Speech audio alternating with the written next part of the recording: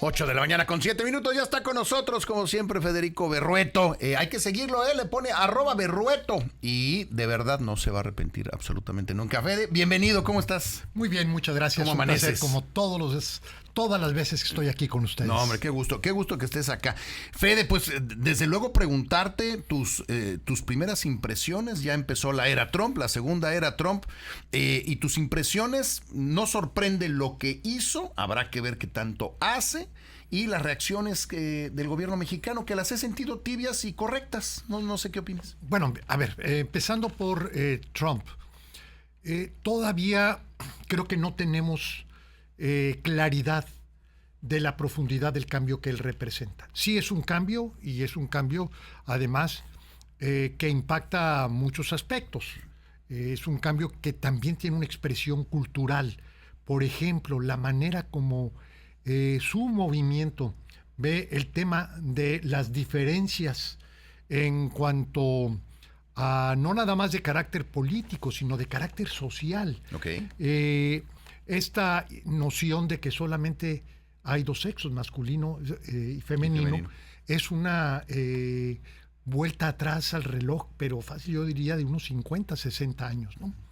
Y lleva implícito además muchos otros aspectos, como son la intolerancia, el racismo, la xenofobia, lo que se ha dicho. Pero bueno, misoginia. La misoginia también, desde luego, ahí está presente. Vemos como muchas propuestas, incluso funcionarios por él seleccionados, tienen problemas de agresión o sospecha o acusaciones, incluso, como se ven las cosas, sentencias. Él mismo representa eso. Y lo que es inaudito, y esto lo quiero subrayar, no es en sí misma la persona, sino por qué la sociedad avala a un perfil como el de Donald Trump. Sí. Y esta es una reflexión que no se está haciendo. Todo el mundo se centra sobre quién es Donald Trump. Ahora, ¿por qué es relevante mirar a la sociedad? Porque finalmente este tipo de personajes se mueven en el marco de lo que es la popularidad o el aval social.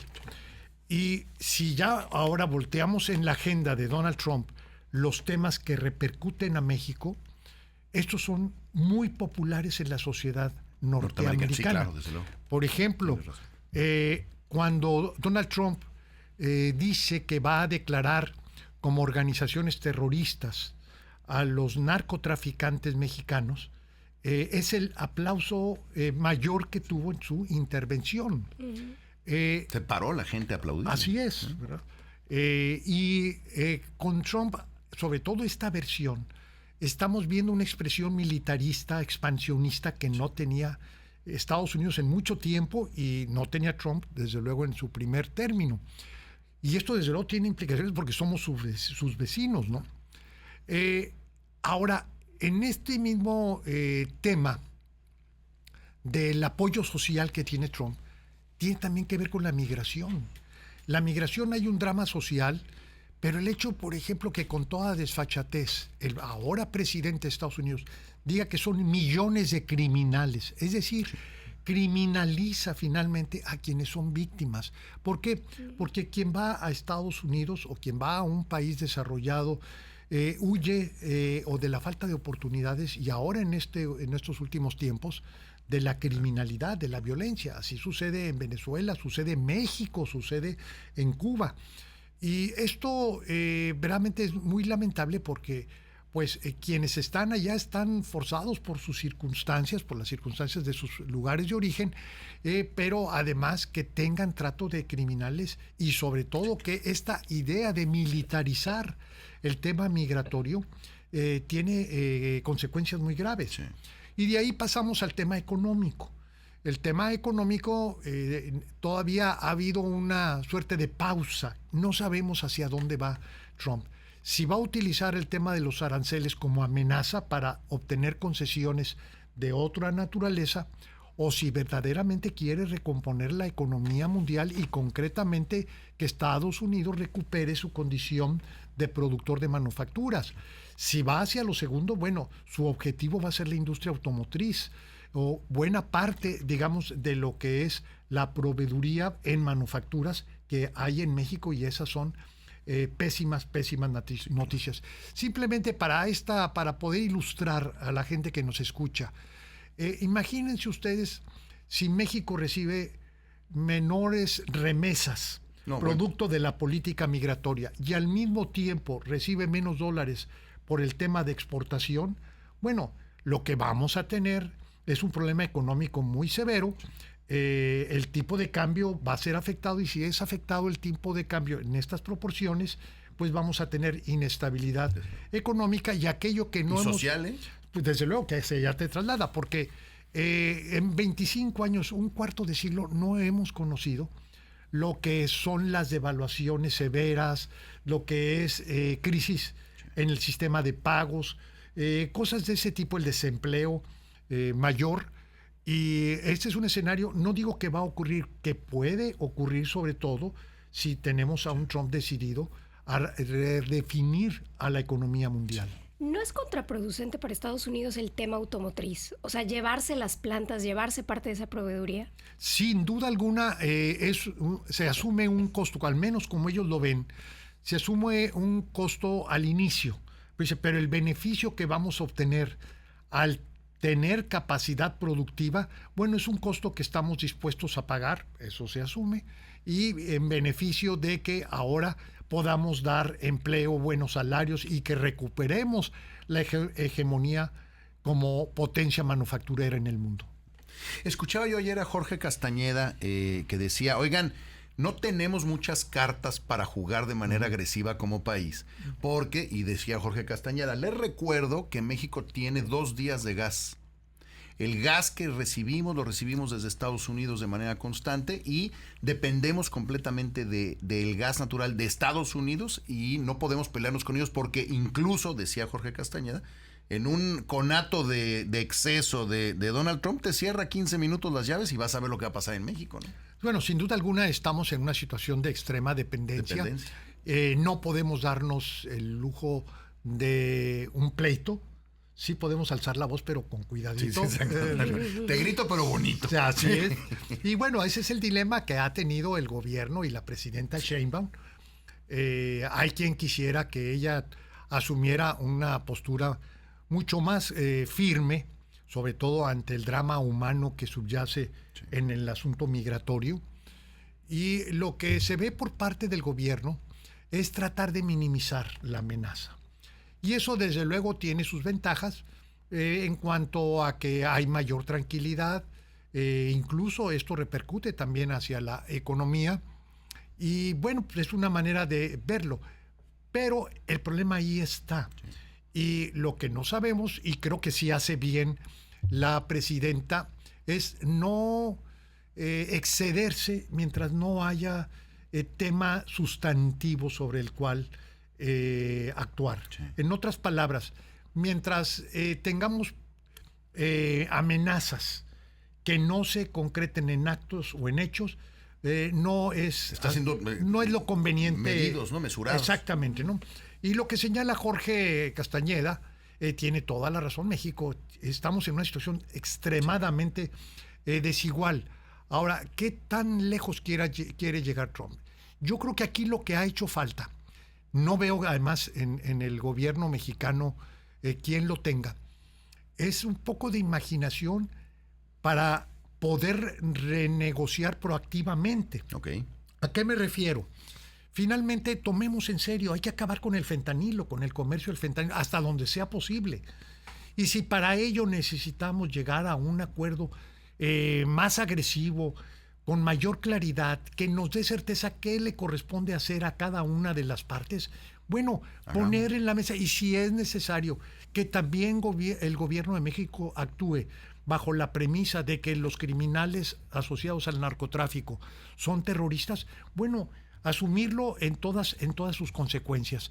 Lo mismo creo que ocurre en el tema comercial y desde luego en el tema migratorio. Para México es un drama que muchos de sus mejores mexicanos tengan que irse a Estados Unidos por falta de oportunidades. Y esto no dejarlo en la retórica, que eso es a mí algo que con este gobierno me complica mucho. Por ejemplo, se dice vamos a apoyar a nuestros migrantes, pero en el presupuesto le quitaste dinero a todas las dependencias que tienen que ver con eso. Entonces, de saliva no se resuelven los problemas. Ni con 1000 colchonetas. Ni ¿no? con 1000 colchonetas, ni tampoco con un menú de muy sugerente de lo que les van a dar a los migrantes. No, aquí el problema es más serio. Primero, los migrantes, sobre todo en estos últimos años, huyeron de México por el tema de inseguridad. Ricardo Monreal escribía ayer: la próxima administración genera inquietud, la de Donald Trump, por sus posibles órdenes ejecutivas y su impacto. Dice, debemos actuar con unidad de inteligencia para proteger nuestra independencia, dice Ricardo Monreal en un tuit. Y luego le contesta Paco Calderón: ustedes son los primeros que debieron declarar a los cárteles como terroristas y actuar contra ellos, no abrazarlos. Ahora ponen en riesgo al país por negligentes. Si se dicen honestos, esto me pareció interesante, si se dicen honestos, combátanlos. Si son sus socios, traiciónenlos. Pero no nos pidan unidad ahorita, eso ya pasó. Qué duro, ¿no? Pues es muy duro y fíjate que hay una cosa también que yo he estado percibiendo, es que este descontento con lo que con la cuarta T o con el gobierno de Sheinbaum está llevando a muchos a pensar qué bueno que se están topando con el zapato de su horma, ¿no? Sí, claro. Y así como Andrés Manuel López Obrador, intolerante, agresivo, mentiroso, desentendido de la legalidad, todos esos defectos, bueno, pues que se vieron y que están a la vista, dicen, bueno, qué bueno que ese movimiento político ahora enfrente a su par, ¿verdad? Pero con esteroides. Pero eso es como un poco meternos el pie, ¿no? Decir, qué bueno que nos topamos con alguien de mano dura. Sí, esa es la crítica, ¿no? Sí, pero también fíjate, hay una cuestión que yo he detectado en el tema este de declarar terroristas a los narcotraficantes. O sea, sí hay una corriente de opinión, quizá por la desesperación, nacional, ¿no? Así es, Sí, claro. que decir, ¿saben qué? Tiene razón los norteamericanos. Son terroristas, vean lo que están haciendo con las mujeres, los niños, la población civil en general. Claro que son terroristas. Entonces, sí hay un tema de que no va a ser fácil. Además, la unidad es una construcción, no se invoca, se construye. Claro. Y creo yo cuando la presidenta habla y dice, no, y la oposición que están como Miramón, y empieza a generalizar la presidenta. Yo no he escuchado un líder relevante de la oposición que esté a favor del intervencionismo. Entonces, pero la presidenta utiliza esa tribuna y esa suerte de impunidad que le da a esa tribuna para hacer afirmaciones que no son exactas. Pues no son exactas. Claro. Si acaso habrá ahí que otro una expresión de que afín a Donald Trump, pero la oposición como tal no tiene una postura. Ahora, si hay que decir lo siguiente, quien gobierna tiene que ser muy cuidadoso, pero quien se opone no tiene por qué ser muy cuidadoso. ¿Por qué la oposición no tiene una postura firme, ¿No hemos clara? escuchado nada? Exactamente. Entonces, pero hay un líder, ¿tú ves un líder en la oposición que pudiera llevar ese mensaje? No lo hay precisamente por lo mismo, porque no hay nadie que tenga la sensibilidad, la interesa, o si quieres tú el valor para poderlo decir. A los norteamericanos los políticos les tienen mucho miedo. Sí. Y los políticos les tienen mucho miedo porque saben que el espionaje da para que los norteamericanos tengan la información que a lo mejor ellos pueden usar en su no contra. Quieren que tengan. Entonces, tienen cola que pisa, en pocas palabras. Yo eso es lo que creo, porque no puedo entender cómo la oposición, que sí tiene la libertad, es más, tiene la obligación de manifestarse y expresar lo que al interés del país conviene, mantienen una postura tibia, silenciosa. O silenciosa, ausente. Elusiva, sí. Es muy extraño. Última pregunta, Fede, que se nos acaba el tiempo. Leía en un artículo del New York Times que un liberal que lo escribe decía, creo que no nos hemos dado cuenta que hay una parte importante de la sociedad en varias partes del mundo que están hartos del liberalismo, que están hartos del movimiento woke, que están hartos del feminismo, que están hartos de la igualdad, que están hartos de las minorías. Y él siendo liberal decía, algo nos falló y creo que las sociedades en el mundo están hablando en contra de la protección de las minorías y de muchos otros temas que trae el progresista, ¿no? ¿Tú qué opinas? Creo que ese es el problema de fondo. O sea, el problema está en la sociedad, no está en los políticos. No es culpa de Donald Trump. Los políticos llegan a donde están precisamente a través de los votos. Y además, en la mayoría de los casos, sin duda, aquí en México con Andrés Manuel López Obrador, gozaron de un enorme apoyo popular. Sí, claro. Entonces, aquí tenemos que preguntarnos qué es lo que está sucediendo en la sociedad. Algo, no sé si recuerdas algo de eso, nos comentamos la ocasión pasada. ¿Por qué apoyan este tipo? ¿Qué está sucediendo en la sociedad? Y en la sociedad yo creo que está surgiendo una nueva sociedad. Y en esto tiene mucho que ver el mundo digital. O sea, hay que ver cómo ahora la gente se informa, se entretiene, participa, convive, coexiste, etcétera.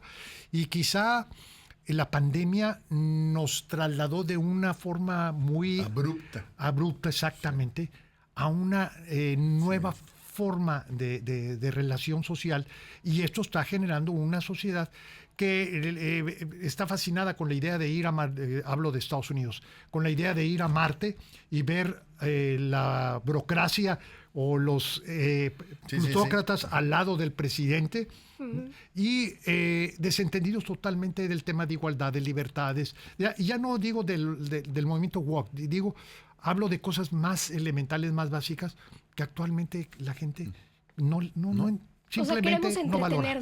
¿Cómo? Queremos entretenernos. Fíjate que ese es algo que está sucediendo, que ahora la información va muy asociada al entretenimiento. Si yo me informo a través de mi móvil, te estoy seguro, y te lo digo, una persona obsesiva de la información, es inevitable que caiga en un rato en la parte de entretenimiento, bien sea en un video de TikTok, bien Vas sea... a caer. O sea, estamos ahora muy condicionados en nuestro pensar y en nuestro querer por el entretenimiento. Mucho incluso de lo que es ahora esta nueva corriente de el streaming, del entretenimiento a través del streaming, nos va conformando valores, visiones, apetitos, necesidades, percepciones. Que no necesariamente son... no son virtuosas. Exacto. No son, el hombre fuerte, o sea, ¿cuál es el prototipo? ¿Qué el hombre deseable o la mujer deseable en términos del entretenimiento? ¿Qué es lo que te están construyendo? Sí, claro. Y te están construyendo una figura que te va dibujando a Donald Trump, que te va dibujando a Andrés Manuel López Obrador, es decir, aquel que está dispuesto a enfrentar todo sin entenderse de la ley, de quienes estén en contra, etcétera, etcétera. Sí, claro. Federico, muchísimas gracias como siempre. Muchas gracias a ustedes. Bueno, ahí lo tiene Federico Berrueto, @Berrueto. Hay que seguirlo, por favor. De verdad, no se va a arrepentir. Vamos a un corte. 8 de la mañana ya con 25 minutos. Volvemos. Ahí venimos.